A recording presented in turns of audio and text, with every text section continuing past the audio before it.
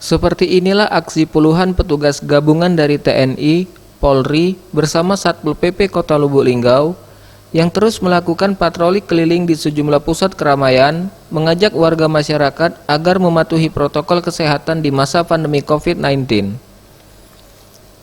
Patroli protokol kesehatan ini dilakukan lantaran kasus COVID di Lubuk Linggau terus melonjak.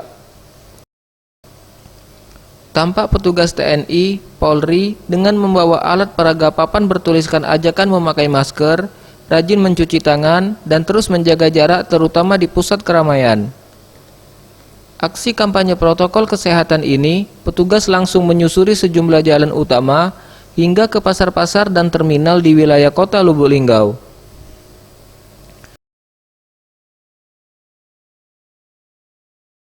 Sementara itu, selain dilakukan patroli kampanye protokol kesehatan, tim Satgas Penanganan COVID-19 Lubuk Linggau juga melakukan penyemprotan disinfektan di salah satu toko di Pasar Inpres, di mana diketahui salah satu pekerja toko tersebut sebelumnya positif terpapar COVID-19.